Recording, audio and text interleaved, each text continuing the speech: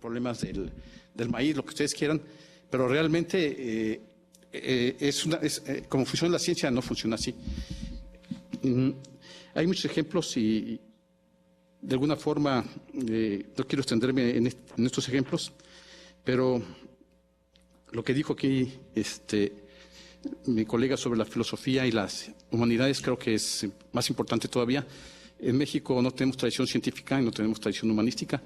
De alguna forma la ciencia realmente se empezó a cultivar como ciencia hace pocos años en México, en este siglo, en los 50, 40, y durante muchos, muchos años, cuando éramos colonia española, realmente los libros de ciencia y humanidades estaban prohibidos, ¿no? Teníamos a la Inquisición controlando nuestros pensamientos y nuestro actuar. Y de alguna forma somos lo que es la historia, ¿no? Nuestra historia nos determina lo que somos ahora, pero debemos romper ese círculo vicioso y debemos conocer exactamente qué es lo que está pasando y los problemas que tenemos que resolver. Y bueno, creo que la centralización y el control que quieren imponerse en la nueva ley de ciencia y tecnología no tiene nada de positivo realmente, tiene mucho de ideológico. Volviendo al problema de las dos culturas, las humanidades también tienen un problema de que han sido invadidas por grupos ideológicos que ven a la ciencia como algo que es negativo. O sea, yo sé que piensan muchos de ustedes, que está exagerando, pero ven a la ciencia como un conocimiento que no se puede respetar mucho más allá que, por ejemplo, que la astrología o que se llama relativismo cultural, o que las mitologías de algunos pueblos, qué sé yo. Y todo ese tipo de ideología se ve ahora en esta ley y en otra ley que por ahí salió del CONACYT, que hablaba de los pueblos originales y hablaba de cosas de ese tipo. O sea, la idea de igualdad de la izquierda ha invadido otros ámbitos, no nada más se refiere a la igualdad de derechos, sino refiere a igualdad de culturas o a igualdad de otro tipo de cosas, ¿no? Y tenemos ese problema ahora. Yo creo que somos el primer país en el que estas ideas que vienen de ciertas corrientes que se llaman posmodernistas están siendo enfocadas a controlar el sistema de ciencia y tecnología, o las leyes que gobiernan este tipo de actividades, y lo cual me parece que deberíamos saber dónde estamos parados. Es algo bastante delicado y no me quiero extender mucho en el asunto porque es algo polémico y tampoco quiero que aquí, bueno, estamos hablando de esto, ¿no? De la ley, no quiero hablar de este tipo de cosas, pero realmente es algo bastante delicado. Hay gente que tiene ideas sobre cómo funciona la ciencia que son totalmente alejadas de la realidad y que van a evitar que la ciencia funcione o se desarrolle como se ha desarrollado siempre. Por ejemplo, se hablan de los grandes problemas de la humanidad. Hoy estamos hablando de la contaminación, o de que los mares se van a extinguir, qué sé yo, pero esto no es nuevo. De hecho, desde tiempos de Malthus se pensaba que la gente se iba a morir de hambre. En esta época se pensaba que íbamos a estar extintos. Tan reciente como en los 70s se pensaba que la sobrepoblación iba a causar hambrunas y que iba a causar que la humanidad tuviera millones y millones de muertos de hambre en los 80s y en los 70s. Eso no pasó. Se pensaba que el agujero de la capa de ozono iba a causar mutaciones, iba a causar que también se extinguiera la vida en grandes terrenos o territorios de la Tierra, y eso no pasó. ¿Y por qué no pasó? No pasó porque identificamos los problemas y pudimos resolverlos. Pudimos resolver el problema del ozono, pudimos resolver el problema de la sobrepoblación hasta cierto sentido, hasta cierto punto, por ejemplo, con los anticonceptivos. El nivel de producción de alimentos es algo que ahora mucha gente no le gusta que los alimentos se produzcan industrialmente, pero si no fuera así, moriríamos de hambre. O sea, ¿cuántas bocas hay que alimentar en este mundo? Somos 10.000 millones, o ya no sé cuántos somos. Si no fuera por la agricultura industrial, la gente moriría de hambre, moriríamos de hambre en México también. Y sin embargo, todos estos problemas se han ido resolviendo por el método científico y por la ciencia. Y entonces, muchas ideas que tienen buenas intenciones, pero que se quieren aplicar ahora no tienen nada que ver con la realidad de cómo se resuelven los problemas y cómo se enfrentan los problemas y cómo hemos evolucionado como especie a lo largo y como sociedad a lo largo de la historia. Realmente hemos resuelto los problemas que han podido o habrían podido causar la extinción de la humanidad y vamos a poder resolver los nuevos problemas que se presentan. Si no lo resolvemos con la ciencia, no hay otra forma de resolverlos. Y yo sé que hay gente que no está de acuerdo conmigo porque tienen ideas de otro tipo, pero hay que ver la historia para ver lo que ha pasado. Y creo que ya me estoy extendiendo, entonces lo dejo aquí. Muchas gracias.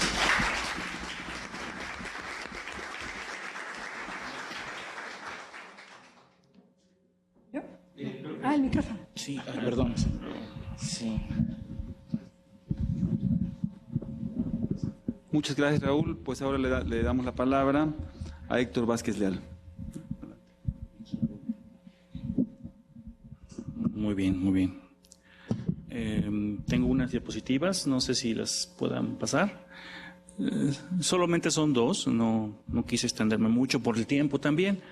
Y porque realmente, como igual que decía el doctor Montoya, soy también del área de ciencias duras, entonces me gusta ser concreto para poder abrirme al diálogo, ¿no? Más tarde va a haber preguntas. Festejo mucho este foro y agradezco la invitación porque creo también que es muy importante que sea multidisciplinario, o sea, no solamente la gente de ciencias exactas tiene la última palabra en todo, o sea, sin duda, humanidades y las 7 áreas del CONACYT tienen mucho que aportar, opinar acerca de la nueva ley de ciencia y tecnología o propuesta, ¿no? También me parece muy sano que se discuta a nivel nacional. También vi que ha habido otros ejercicios en otras partes del país que han sacado muy buenas conclusiones. Ciertamente hay varios aspectos que se pueden discutir, desde la H, que puede llevarnos horas para saber si es o no correcta. Yo pienso que no tiene nada de malo. Creo que las ciencias y las humanidades siempre han estado ahí. Y si se les da su lugar en el nombre, pues qué bien, pero creo que como dicen aquí, también es importante que se aclare muy bien qué papel van a jugar en esta aparente nueva sinergia o forma de trabajar que no se nos quiere, y creo que la palabra es muy fuerte, pero se nos quiere imponer, y la ciencia no es, digamos, tan fácil de controlar. Es un ente muy grande, es un ecosistema de científicos, es un ecosistema que crece por sí solo. La ciencia camina a pesar de nuestras malas políticas que por años hemos tenido algunos mexicanos demasiado exitosos, contra todo, ¿no? Han sido realmente dignos a nivel mundial de reconocimientos como premios Nobel. Entonces, la nueva ley, volviendo al tema de la nueva ley, tiene algunos aspectos que sí merecen ser mencionados, porque sí afectan directamente la forma de operar, y si no funcionaba bien, ahora no estoy seguro cómo va a funcionar. Por ejemplo, la concentración del poder. El poder siempre es una cuestión muy delicada. Y en la desaparición de los órganos consultivos, no es que desaparezcan, se les desconoce, se les deja de escuchar a estos órganos consultivos, invita a pensar que ya no va a haber una reflexión, no va a haber otras opiniones de otros entes externos que no piensan políticamente. Eso es muy importante decirlo, porque los que quedaron fueron secretarios de Estado, gente que es política, no científicos. Entonces, esto nos puede llevar a problemas como decisiones dirigidas con fines realmente políticos y no científicos. Y eso es muy malo, porque nos puede llevar a retroceder lo poco que hemos avanzado en estas décadas, desde que existe el CONACYT, y nos puede llevar pues a mayores rezagos que conducen a lo que ya vimos todos los días. No tenemos que hacer demasiada introspección para darnos cuenta de los niveles de violencia, de los problemas económicos, etc., ¿no? Entonces, pues sí, yo no lo veo bien, ojalá y se rectifique y inclusive se reestructure, porque el CONACYT no ha funcionado bien, eso es un hecho, requiere una reforma. Quizás esto es un punto de partida, pero vaya, A lo mejor se hubiese agradecido que lo hubieran consultado primero para que no empecemos con tantas controversias, ¿no? Luego, bueno, ya lo mencioné, lo del desconocimiento de los foros de los organismos consultivos. Otra cosa, que el CONACYT se vuelve el único órgano de consulta para los poderes, ¿sí? Los distintos poderes que hay ahí, los distintos niveles de gobierno. Eso también se me hace como demasiado poder, demasiada un exceso, vaya, porque los diferentes organismos que existen hoy día pueden aportar diferentes ópticas, ¿no? Bueno, la ley de bioseguridad fue muy bien discutida por el doctor, no voy a ahondar en ello, es lo mismo que él mencionó y de verdad que estuvo muy bien. Solamente mencionaría, para finalizar este slide, un aspecto que yo conozco más o menos porque soy miembro de la Academia Mexicana de Ciencias y tiene que ver con lo anterior. Vi con mucha preocupación un correo, no estaba muy bien enterado, pero vi un correo que me llegó donde la Academia Mexicana de Ciencias daba gracias casi, o sea, como que por fin nos hicieron caso de que se habían dado algún tipo de recurso extraordinario solo para actividades críticas de la Academia. Y la Academia Mexicana de Ciencias es muy importante, ¿sí? Aglutina a gente verdaderamente digamos, trascendentes, científicos ya de bastante respaldo, y que su opinión debe ser escuchada. En alguna ocasión me tocó ir cuando me dieron el nombramiento y escuché a científicos de mucha trayectoria mencionar que con mucho esfuerzo y demasiado conseguían digamos, audiencias para poder influenciar en la SEP los temas de los libros de texto. Tan simple como eso, siendo la gente más reconocida en el país en ciencias y queriendo hablar pues, del tema de ciencias, ¿no? Para fortalecerlo a nivel básico, que es muy importante, y quizás razón por la cual actualmente tenemos tan pocos científicos, tan pocos ingenieros, en una economía que ahora exige más ingenieros. De hecho, en los próximos años, si no es que ahora ya, desde ahorita, la mayor parte de la demanda laboral en el país, y creo en todo el mundo, de hecho, no va a ser muy diferente, es de ingenieros, es de gente de las ciencias duras. ¿Por qué? Porque muchos de los trabajos más sencillos, más digamos mecánicos, van a ser realizados por inteligencia artificial, si no es que ya comenzaron. Entonces, bueno, ese es otro rollo. Veo preocupante el tema no solo de la MC, sino en general de los organismos. Finalmente en el correo mencionaban que a partir de agosto el CONACYT va a lanzar una convocatoria nacional de apoyo a estos organismos. No sé si sea el mejor mecanismo hacerlos concursar, igual que nosotros, por los recursos. Yo sé que son escasos, pero hay organismos que sí ameritan un apoyo constante, ¿no? Al menos para sus actividades básicas. Bueno, reflexiones que complementan lo que acabo de mencionarles. La ciencia es un medio, es un mecanismo para mejorar la economía de un país, así concretamente hablando. No es un arma política o ideológica.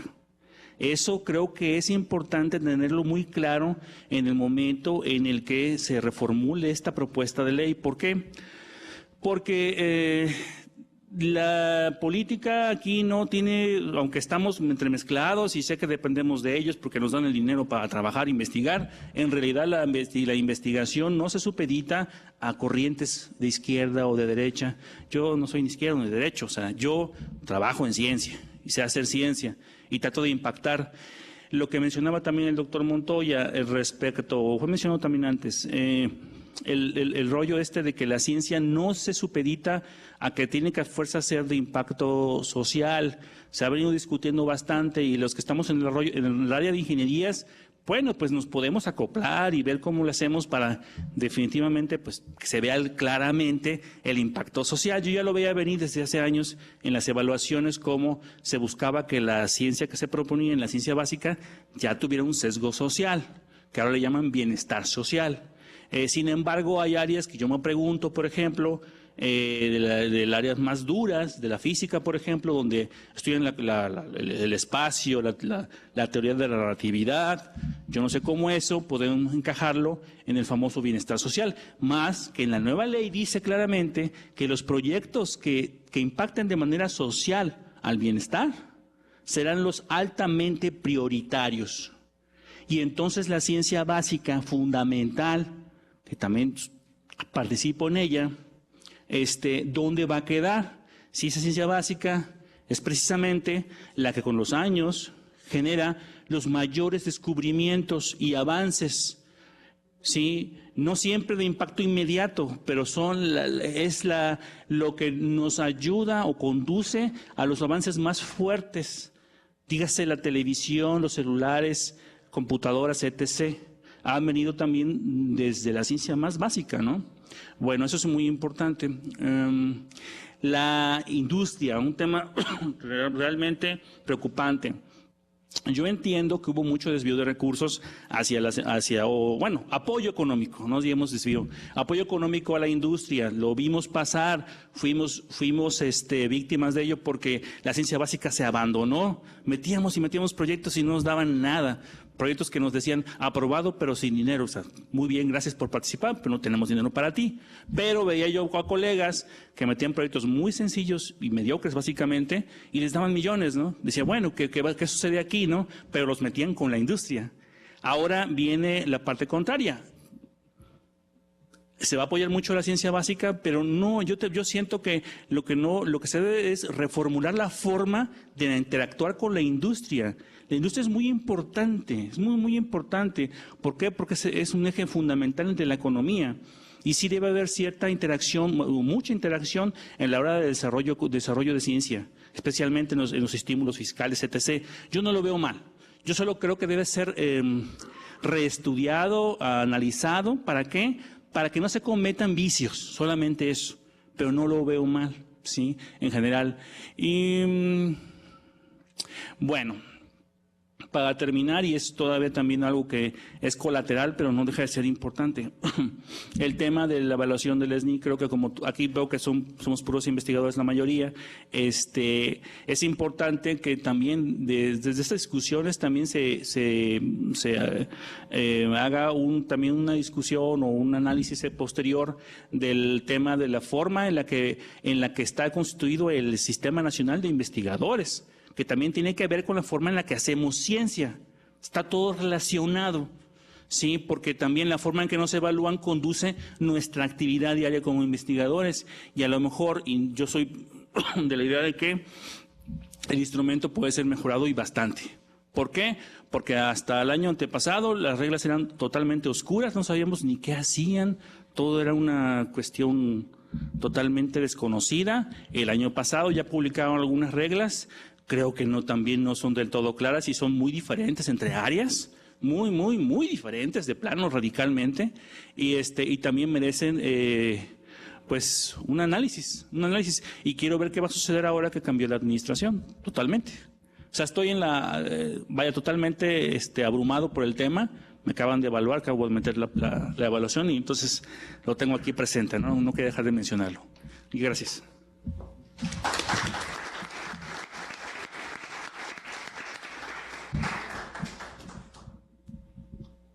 Hablando de tecnología con esto, ¿verdad? Con esto del sonido. Bien, muchas gracias, Héctor. Pues ahora, pues para terminar prácticamente, le pediría a Ana Fontecilla que nos hiciera el favor de expresar su opinión.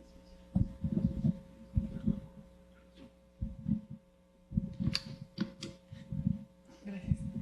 Pues como yo estoy al final y siempre es cansado, yo voy a tratar de hacer esto ameno. Primero quiero decirles algo que en ciencias sociales se usa mucho, que es hablar del conocimiento situado, es decir, necesitamos darle contexto a la información que estamos diciendo o al hallazgo que estamos haciendo. Yo soy bióloga de formación y no tuve malas notas, por cierto, pero después hice algo en ciencias sociales que básicamente es un área interdisciplinar, que son los estudios del desarrollo, que es una mezcla entre economía, sociología, antropología. Y algo que yo respeto mucho es, tengo un respeto disciplinar por las teorías, las formas de hacer ciencia de cada una de estas áreas. No estoy tan de acuerdo en hacer como mezcolanzas a la ligera que tienen, yo difiero de mis compañeros porque los estudios del desarrollo tienen un fuerte, digamos, vértice en la sociología de la ciencia, es decir, el conocimiento es poder. O sea, si no hablamos de eso, entonces como si la ciencia efectivamente funciona de una manera muy particular, pero tiene efectos sociales. ¿Qué se estudia? ¿Qué se privilegia? ¿No? Entonces, creo yo que hay que enmarcarla en las relaciones de poder a distintos niveles, ¿no? Entonces, bueno, ya con ese antecedente, también creo que la iniciativa fue formulada de manera muy desafortunada, sin consulta, pero abrió un campo a la discusión que es muy importante. Yo estaba tan emocionada con esta apertura, es decir, tal vez nos tenían que sangolotear de esa manera para que nos moviéramos. Ahora hasta estaba pensando meter una ponencia al evento de Martín sobre movimientos sociales. O sea, el gremio académico es se mueve poco, ¿no? Pareciera que estamos bastante cómodas y cómodos a veces. Entonces yo hice un texto, porque si no me voy a comer el tiempo, les pido disculpas por leerlo, pero es la manera en que lo encontré mejor, ¿no? Entonces, las críticas que se le han hecho a la iniciativa es básicamente que propicia la centralización en la toma de decisiones. Al respecto, se ha dicho que, de acuerdo con lo planteado en la iniciativa, la dirección del CONACYT terminaría por definir por sí sola prácticamente la política de Estado, el presupuesto en materia de ciencia y tecnología, la creación o desaparición de centros públicos de investigación y las políticas de bioseguridad, todo eso. Tendría también la asesoría exclusiva a los poderes ejecutivos y legislativos en esta materia. Es decir, la dirección del CONACYT, mediante reuniones con la Junta de Gobierno, se haría cargo de definir el rumbo de la investigación en el país, al mismo tiempo que garantizaría la aplicación del principio precautorio y el control de riesgos derivados de la propia actividad científica, lo cual, por supuesto, que es demasiado. Al respecto, vale decir que si bien hay algunas cosas que se someten a votación entre quienes integran o integramos el sistema de ciencia y tecnología en el país, aún hay mucho por hacer. Es decir, tampoco estábamos en la gloria. Incluso en la normativa vigente, hay mucho por hacer para democratizar los procesos que implica la definición de la política de ciencia. En este caso, se trataría de ir más allá de la democracia representativa, esa idea de que en los consejos siempre hay un representante o una representante, para posibilitar una amplia y genuina democracia deliberativa y participativa que involucra al conjunto de la comunidad científica, pero que también, idealmente, mantenga sobre la mesa las necesidades de los sectores sociales más desfavorecidos. Luego me referiré un poco a eso. Quienes se supone deberían beneficiarse de algún modo del desarrollo científico y tecnológico. Y siempre nos salvamos diciendo que eso algún día se hará, ¿no? Pero realmente no es así. O sea, si privilegiamos investigaciones en geriatría en Europa, no es fortuito, es porque la población se está envejeciendo. Pero si no se investigan ciertas cosas que beneficiarían a la gente que se está muriendo en África, también habla de la política de ciencia. El Consejo General de Investigación Científica, Desarrollo Tecnológico e Innovación, integrado en México por 9 secretarías, en esta iniciativa sería transmutado de alguna forma en la Junta de Gobierno del CONACYT, pero eliminando al representante de la NUYES, a la Academia de Ciencias, al Foro Consultivo y al director de centros de CONACYT, ¿no? Así como a los representantes de los sectores productivos. Por supuesto que esto no está bien, ¿no? O sea, nadie en su sano juicio diría que sí. De acuerdo con lo establecido con la iniciativa, el CONACYT prescindiría también de la asesoría del Consejo Consultivo de Ciencias, que está integrado por los investigadores que han sido premiados con el Premio Nacional de Ciencias, y de la Coordinación de Ciencia, Tecnología e Innovación de la Presidencia, a la que les tengo que decirles que en la administración pasada también se cometieron errores y se rumoraba que era una pseudosecretaría. La intención explícita en la iniciativa de estas medidas es disuadir la creación, cito a la iniciativa, disuadir la creación, esto está en la exposición de motivos, de nuevos órganos autónomos de cabildeo y representación de intereses corporativos o la institucionalización de grupos de presión que actúen en representación de intereses particulares. Y yo diría aquí que el miedo lleva a un exceso de control. Pero también sabemos que el ejercicio genuinamente democrático siempre ha sido más un ideal que un proceso muy consolidado. Asimismo, la asesoría de algunos cuerpos colegiados, como los mencionados en los puntos anteriores, sería sustituida, según en esta iniciativa, por consultas y foros específicos para los que no están definidos los procedimientos ni claros criterios en esta iniciativa, así como por la invitación selectiva a representantes de determinados sectores en la Junta de Gobierno que haría la directora del CONACYT. Esto, si bien es totalmente discrecional, también es una oportunidad de integrar sectores que jamás han participado en la definición de la política de ciencia. En este esquema no se contempla la participación de la Conferencia Nacional de Ciencia y Tecnología, que incluye a los representantes de gobiernos estatales, y desaparece, como lo han explicado muy bien, la Comisión Intersecretarial de Bioseguridad y Organismos Genéticamente Modificados. Todo esto se ha admitido, por un lado, implica algo bueno, reducir la burocracia y evitar la dispersión, pero por otro plantea, por supuesto, el riesgo de la concentración en la toma de decisiones, lo que no es nada bueno. Otro desatino de la iniciativa, según sus críticos, es que el desarrollo científico y tecnológico quedaría subordinado al proyecto de nación vigente, ya que la ciencia debería orientarse a resolver, y cito, a resolver los problemas prioritarios de la nación. Esto conlleva una subvaloración del papel de las ciencias como productoras de conocimiento para considerarlas más como un medio para alcanzar objetivos de desarrollo, por supuesto desde la óptica del proyecto de nación vigente. Esto podría dar lugar a una distinción peligrosa entre áreas o líneas de investigación útiles y otras superfluas, como lo han mencionado mis colegas, lo cual ha sido visto como una amenaza a la libertad de investigación. Sin embargo, yo tengo una precisión más adelante. Relacionado con esto, algunos académicos han criticado también el ataque que en la exposición de motivos de la iniciativa se hace a la llamada economía basada en el conocimiento, en donde las empresas son demandantes de ciencia y tecnología, mientras que la innovación es vista como objetivo y agente catalizador de la actividad científica, ambos considerados como favorables para las empresas, pero no necesariamente para el desarrollo del país, además de que propician esquemas de gobernanza no inclusivos dentro del Sistema Nacional de Ciencias. Eso también hay que considerarlo. Quizás el asunto que más sospechas ha despertado es el hecho de que la iniciativa haga equivalente el control de riesgo de la propia actividad de investigación con los temas de bioseguridad y organismos transgénicos, dado que son los temas de investigación y preocupación de la actual directora. Sin embargo, es importante tener en mente que elaborar una política de ciencia implica, por definición, un proceso de direccionamiento y cernido temático. La comunidad científica en su conjunto debería reconocer que hacerlo así resulta ineludible. No se puede tampoco confundir el coartar la libertad de investigación con la necesidad de establecer prioridades. Es, por tanto, inevitable la definición de criterios que permitan orientar la distribución de los recursos disponibles. Ese es el mayor reto. Asumido esto, surge otro desafío, que es el que la noción de riesgos, entre comillas, derivados de la propia investigación se reducen en esta iniciativa a la bioseguridad y los organismos transgénicos, cuando hay muchas otras áreas en donde se podía discutir las implicaciones de la digamos, no de la actividad, no estamos hablando de que explote un laboratorio o que se liberen virus como en una película de ciencia ficción, sino de definir qué áreas son más interesantes o más importantes para el beneficio social, ¿no?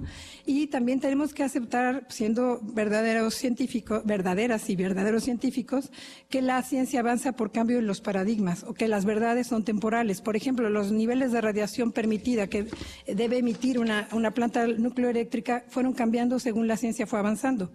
Entonces, ¿estamos dispuestos o dispuestas a asumir ciertos riesgos? Es una decisión social, no solamente de los científicos. Ahora, lo que yo veo positivo o mejorable en la iniciativa, que espero que cambie y se haga otra cosa, ¿verdad? Y no es que la otra ley esté perfecta tampoco. Aunque se diga que es ocioso incluir en las siglas a las humanidades, apunta a la necesidad de considerar otras dimensiones en la definición de criterios de pertinencia y prioridades de investigación, aunque esto hasta ahora resulta un asunto que genera controversias. La magnitud e intensidad de la pobreza y las desigualdades, ahora podemos agregar la violencia y su reconocimiento, deberían ser suficiente evidencia para reconocer la necesidad de dar mayor importancia a la dimensión social en la política de ciencia en un país como el nuestro. Cabría por preguntarnos aquí qué tanto la ciencia ha beneficiado o aportado a la solución de estos graves problemas. No solo en términos de la importancia de determinadas líneas de investigación y metodología, sino también en los criterios que deben considerarse para la distribución de los recursos disponibles.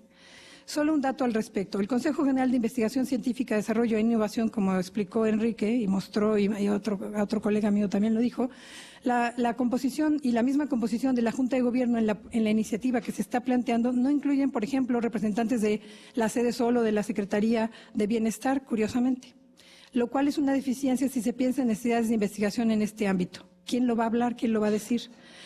Entonces, el gran reto es equilibrar la libertad de investigación con lo que la iniciativa plantea en la exposición de motivos en términos de que de lo que se trata es de poner las capacidades de investigación y desarrollo tecnológico al servicio del pueblo de México y los intereses nacionales.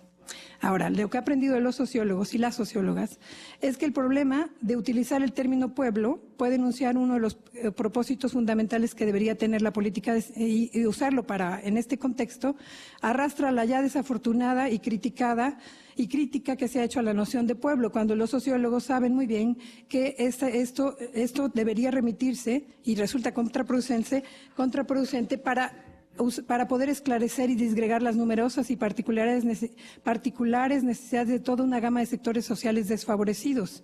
Hacerlo, o sea, reconocer que el pueblo no es, igual que el concepto de ciudadana y ciudadano y pueblo es tan impreciso como para poder dar atención y darle un carácter de mayor beneficio social a la práctica científica.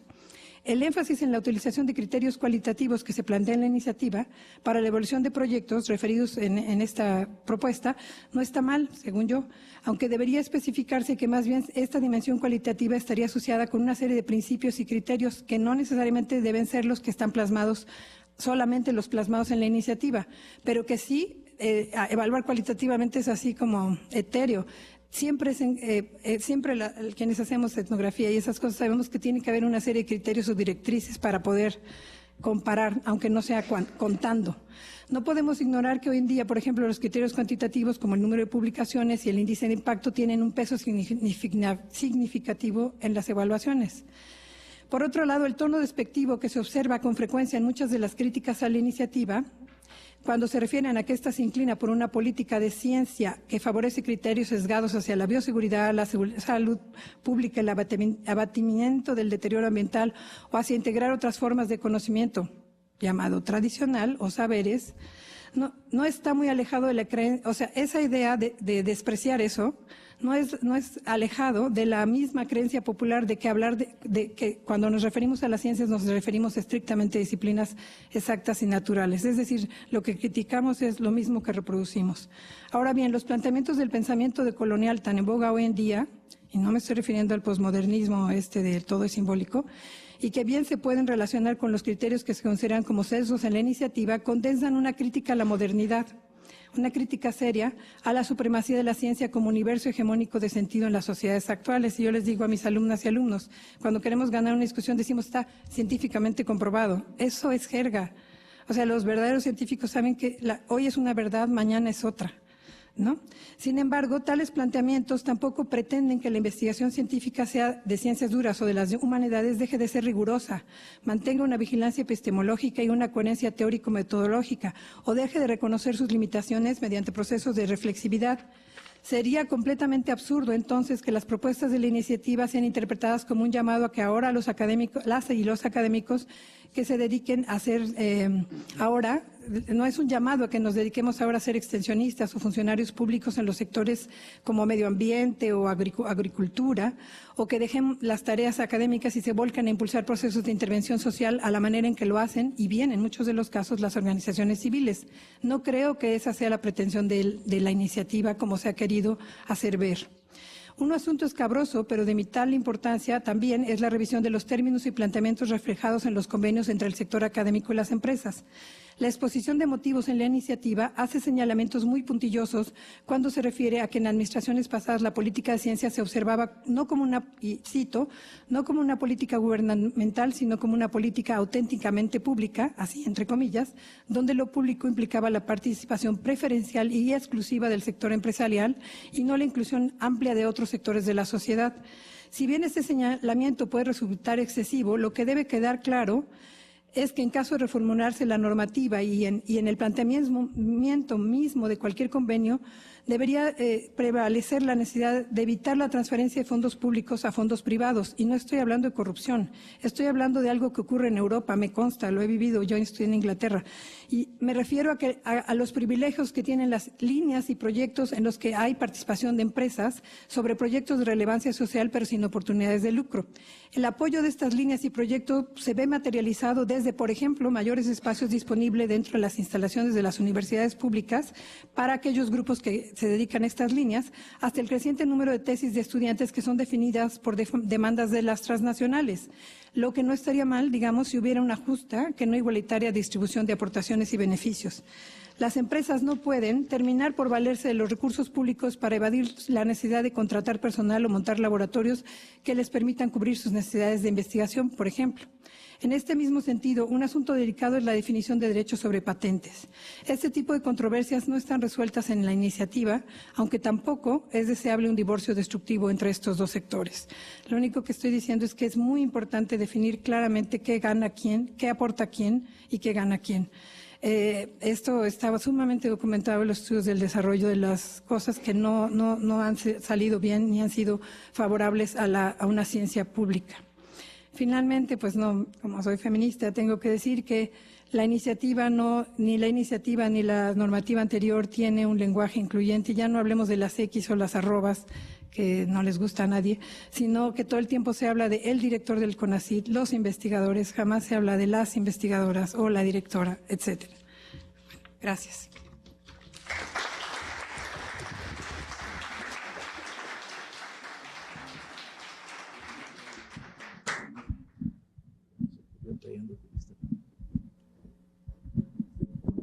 Muchas gracias a todos por su aguante. Faltan ahora unas preguntas. Me gustaría pasar a la sesión de preguntas y al final pues yo expresar mis comentarios. Si le damos chance a las regiones, en Veracruz, ¿existe alguna pregunta? No. ¿Nos escuchan? ¿Escucha? Sí, sí. Agradecemos el tiempo, estuvo claro todos los argumentos. No tenemos preguntas. Gracias. Ok. Muchas gracias y por su apoyo. Entonces, en el caso de Orizaba, Iztacotitlán, ¿sí nos escuchan? ¿Sí? ¿Nos están escuchando? Orizaba, amigos de Orizaba, ¿Me escuchan? Córdoba, ¿Me escuchan? ¿nos escuchan? Sí, los escuchamos. ¿Sí? ¿Tienen alguna pregunta? No, no tenemos ninguna pregunta. Agradecemos mucho la invitación y todos los comentarios expresados. Al contrario, muchas gracias a ustedes. Y la otra es, por Coatzacoalcos, porque Costa Rica no está en Coatzacoalcos. ¿Tienen alguna pregunta, perdón? ¿Nos escuchan? ¿En Coatzacoalcos? Hola, buenas tardes. Nosotros también pusimos aquí mucha atención a todos los comentarios de la mesa. Yo solamente tendría un comentario. ¿Qué pasa en el caso de los posgrados, por ejemplo? ¿Cómo es que está repercutiendo este tipo de iniciativa en los posgrados que nosotros como institución planeamos hacer como nueva creación, como reestructuración? ¿Cuál sería posiblemente una estrategia o una línea, una forma de caminar que nosotros podamos plantear para poder impulsar el posgrado que nosotros tenemos en la Universidad Veracruzana de manera general, ¿no? Ese sería, digamos, que como mi comentario, que no, tal vez no lo escuché en los comentarios que teníamos de nuestros ponentes, ¿no? Doctora Garrett, si nos quisiera comentar algo de eso. Sí, en relación a qué expectativas hay en relación a los posgrados de nueva creación, a los posgrados que tienen que renovar, si existe alguna política, alguna observación que ustedes hayan tenido dentro del CIDEP, no sé si tengan algún detalle.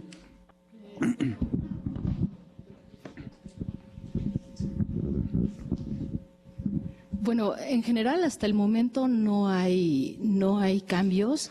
Sin embargo, una de las cosas que se ha visto, sobre todo de las becas a nivel internacional, es que se está buscando que haya una mayor reciprocidad, ¿no? Es decir, que estos apoyos que se les den a los becarios en el ámbito internacional, pues también se reflejen en un retornar al país y devolver esa inversión que se le ha dado a ellos, ¿no? Y bueno, por otro lado, también hemos visto que en la última convocatoria de becas, pues también se ha ampliado la cobertura. Se está buscando que los sectores más desfavorecidos, bueno, los grupos más desfavorecidos y los sectores más desfavorecidos pues tengan acceso a más becas y posibilidades también de insertarse en el ámbito académico. Gracias. Sí, complementando lo que dice la doctora, desde el COVICIDE hemos tenido ya algún acercamiento con la dirección de centros CONACYT, en el sentido de conocer cuál es la política, la nueva política del gobierno en el fomento a nuevos posgrados. Entonces hay buenos ojos, aunque todavía no hay mucha claridad, hay que decirlo, pero sí hay buenos ojos en la creación de nuevos posgrados en Veracruz, en el estado en general. Además de seguir fortaleciendo los que ya existen, sobre todo en miras de una excelencia, ¿no? O sea, de alcanzar mayor excelencia. Pero la posibilidad de contar con nuevos posgrados que satisfagan la alta demanda, sobre todo en las ingenierías, como mencionó hace rato el doctor Héctor, es creo que una de las primeras tareas que al parecer tiene el CONACYT. Es lo que puedo comentar al momento.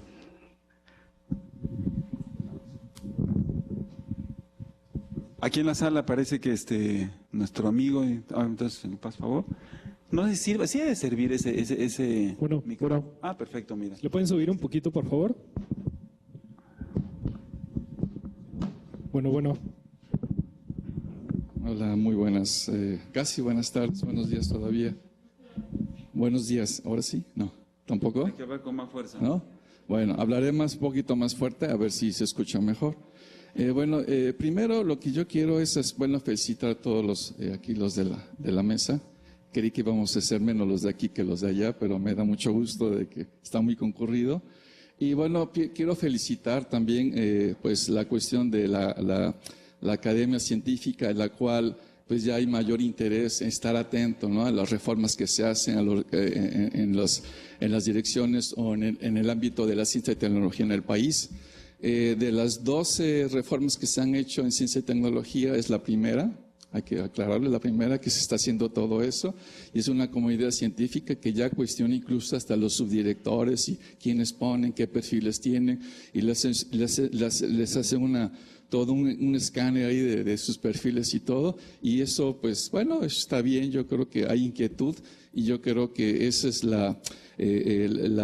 eso es una de las buenas cosas que están sucediendo en el país, ¿no? Lo que yo sí quisiera es más o menos es reflexión. Cuando creamos algún instituto y cuando creamos un posgrado, me di la tarea de ver las visiones y misiones de todos los institutos en esa época, de todos los posgrados también en esa época, y todos hablábamos, ahora sí usábamos la jerga no científica, sino la jerga social, que vamos a impactar, vamos a tener una mejor sociedad, vamos a hacer ciencia independiente, vamos a favorecer la agricultura, pero eso nada más está en los discursos, ¿no? Porque al final de cuentas cada uno hace pues la libre investigación, y creo que no es malo eso, nada más lo recalco porque pues veamos todos esas visiones que tenemos los institutos y los posgrados, y van a ver que siempre tenemos una cuestión de compromiso, de hacer investigación con pertinencia social y todo eso, y usamos esa jerga, ¿no? Entonces esto está dentro de nuestros institutos y posgrados, en la mayoría, al menos en los que vi en esos años. Y la pregunta es, ¿quién define esas agendas? Cada uno tenemos una agenda de investigación. Si vamos en retrospectiva, nuestra agenda la define de donde vengamos. Es decir, donde vengamos el doctorado, la maestría, etcétera, y muy pocos hacen su cambio de la agenda de investigación desde la plataforma del país, con sus problemáticas que tiene, y desde ahí iniciar una ciencia en función a ese conocimiento que traemos. Pues creo que eso es lo que deberíamos de reflexionar. La ciencia también no va a resolver todos los problemas. O sea, estamos aquí satanificando que la ciencia resuelve todos los problemas. Hubo un caso de uno de los compañeros que mencionó de que la capa de CO2 lo resolvimos, bueno, lo resolvieron algunos científicos, pero también fue un problema científico, tecnológico. Se aplicó la tecnología y ahí está. Entonces, la paradoja, ¿no? También. Y bueno, aquí en la ciencia, los problemas son complejos los que tenemos en el país. Ninguna de las disciplinas en las cuales cada uno de nosotros estamos va a resolver esos problemas si no hacemos trabajos interdisciplinarios que atiendan los problemas. Es así. O sea, no quiere decir que no se deje hacer ciencia básica, ¿no? De hecho, como biólogos hacemos ciencia básica también, y que, como lo han dicho, tiene un impacto posteriormente y todo, pero creo que bueno, la ciencia no es como un ente de secretaría, ¿no? Sino la ciencia es la ciencia, y las problemáticas nos rebasa cualquier disciplina. Que aquí puede decir qué disciplina no rebasa a la problemática socioeconómica que tenemos en el país o socioambiental, y no lo podemos resolver una disciplina. También en la nueva propuesta no se sataniza a las empresas. De hecho, ahí lo que es regular un poquito lo que es también la cuestión de asignar recursos a las empresas, que no es un fondo nada más así, sino que inviertan también. Yo creo que muchos de nosotros que a lo mejor hacemos, que decimos que nuestra ciencia se aplica y todo, a lo mejor ahí puede haber un campo de elaborar o de convenios con las empresas para poder financiar esos mismos proyectos, ¿no? Y bueno, yo me quedo con esto de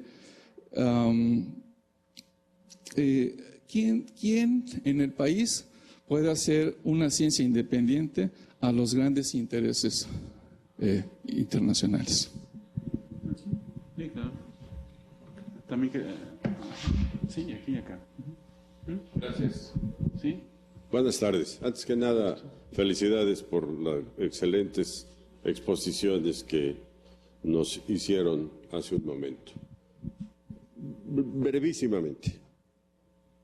Sí, la ciencia, las humanidades, la tecnología, y lo diré con todo respeto, yo creo que no va por ahí.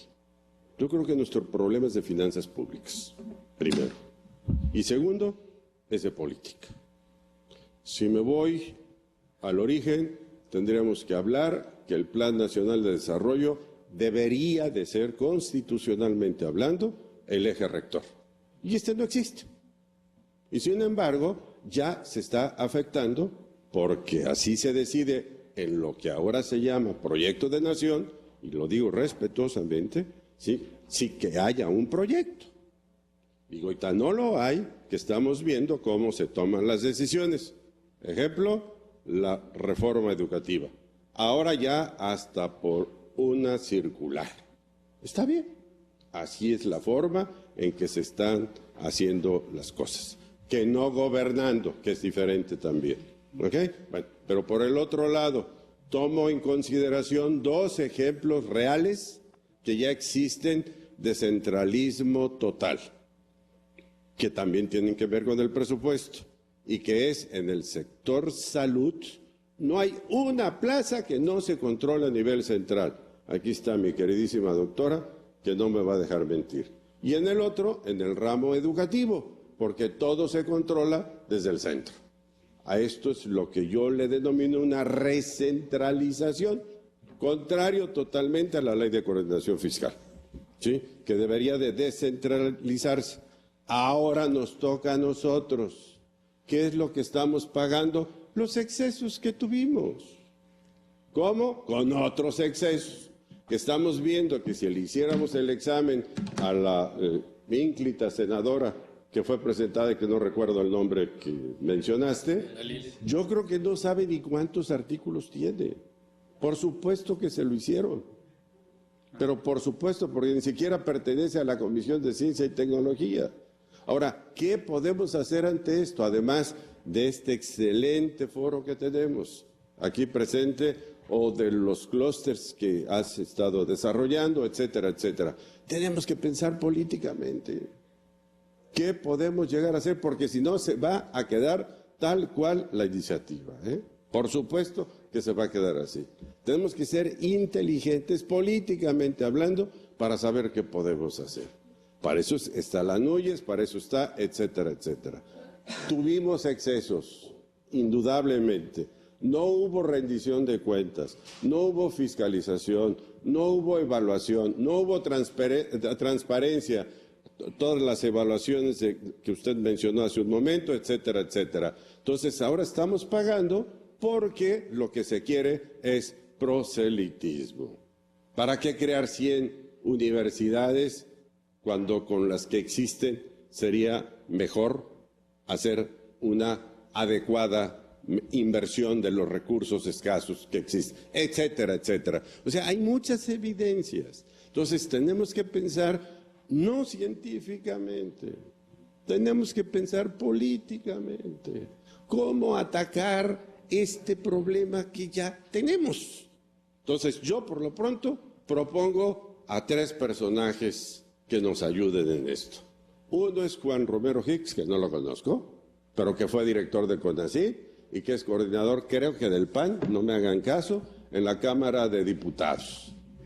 Y otros 2 diputados que sí conocemos y que están relacionados con nosotros por ser paisanos y etcétera, etcétera. Uno de ellos, que fue inclusive rector de la universidad, que es Hernández Villalpando.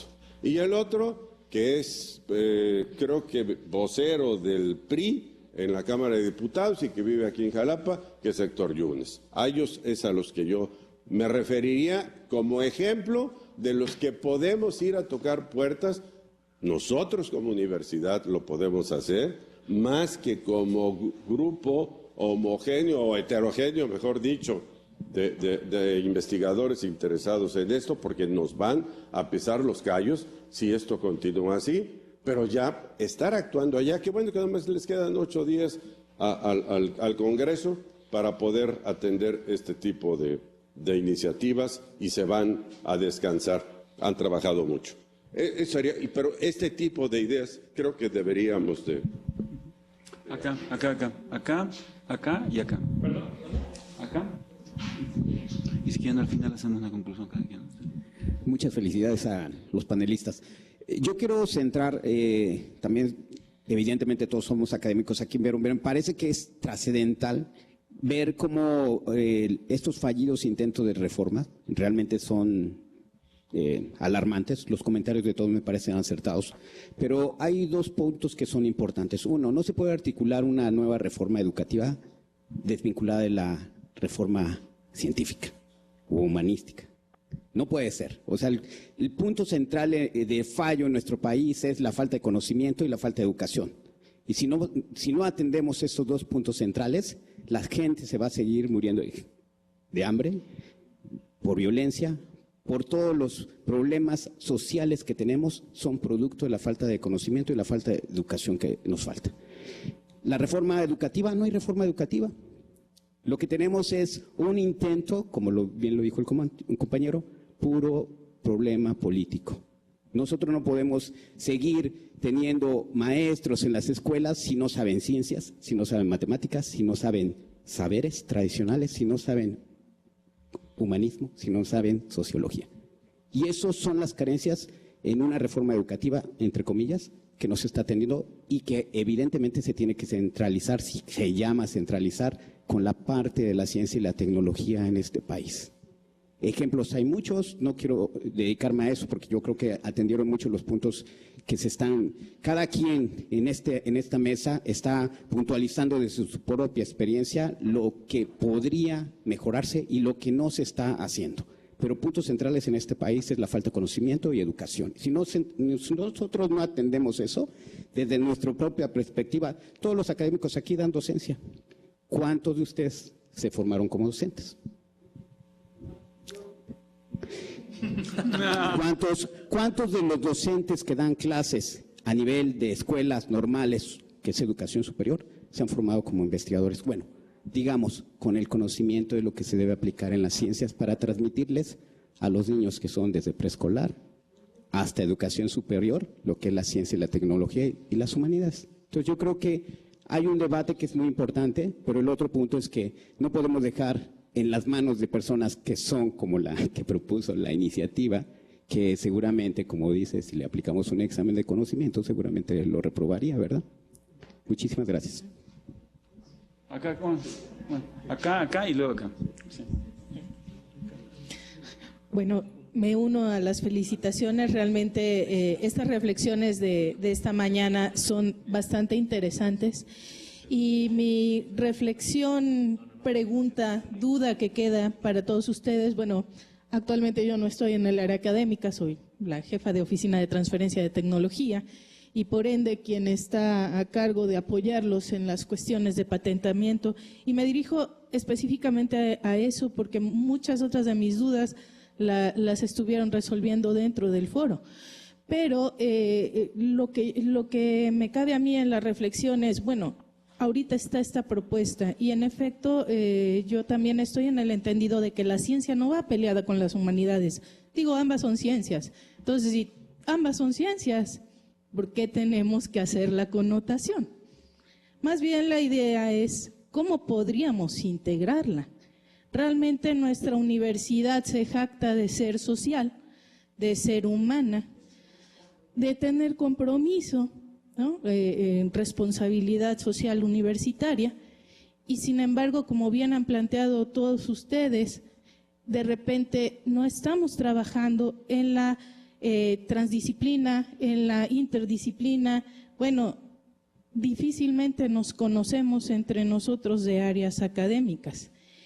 Y ya yendo un poco más allá, ¿qué vamos a proponer desde aquí? Porque ahorita el problema, entre comillas, problema, situación que estamos trabajando esta mañana es la nueva propuesta de Ley de Humanidades, Ciencia y Tecnología. Pero al mismo tiempo tendríamos que estarnos viendo al interior de la universidad. Y si todo esto también, no lo digo solo por la protección intelectual que va específicamente a las patentes, sino por esta cuestión del conocimiento que mencionaban al final, de generación del conocimiento, y el conocimiento es poder. ¿Qué tendríamos que estar haciendo aquí al interior de la propia universidad al respecto?